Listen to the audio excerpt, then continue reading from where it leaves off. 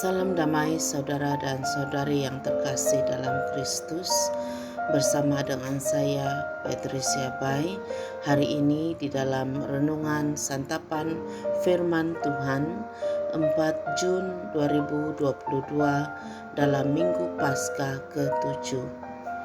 Renungan kita pada hari ini diambil dari Injil Yohanes bab 21 ayat 20 hingga 25.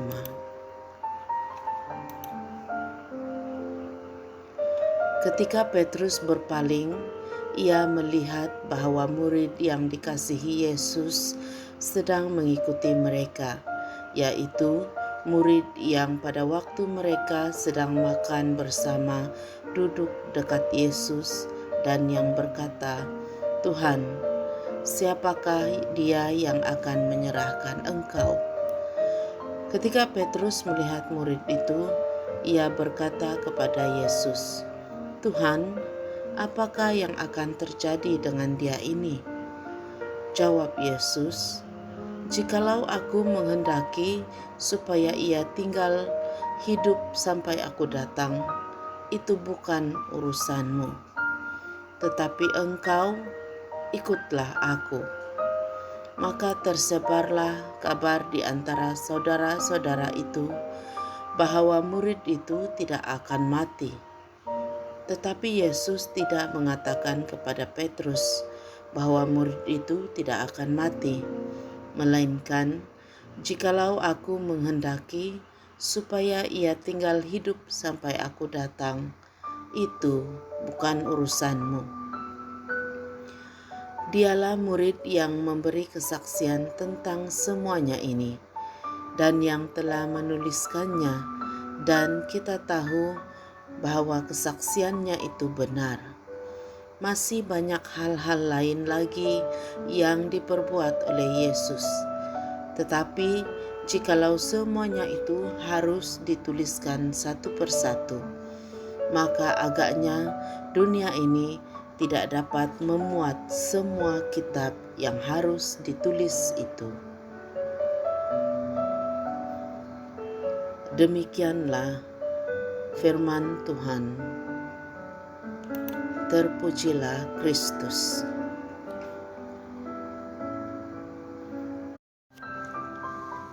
Saudara dan saudari, ketika berhadapan dengan berbagai macam perkara dan situasi, secara langsung pasti akan ada banyak persoalan dan pertikaian yang timbul di dalam pikiran kita.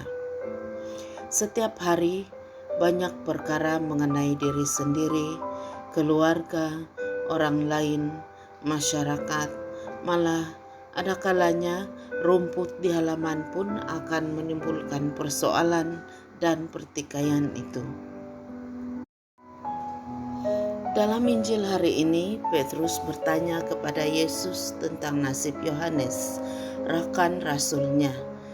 Tetapi Yesus bertindak balas dengan memberitahunya bahwa apa yang akan berlaku kepada Yohanes adalah urusan Yesus, bukan urusan Petrus.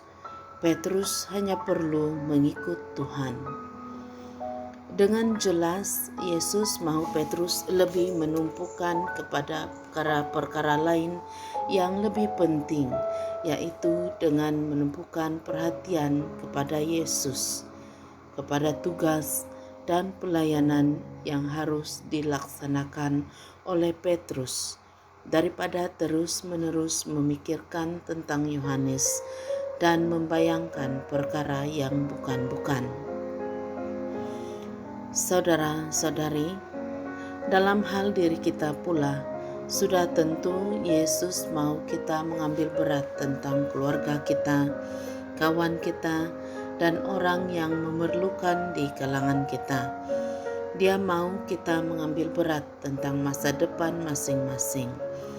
Tetapi asas keprihatinan kita haruslah kebajikan mereka, bukan rasa ingin tahu atau cemburu.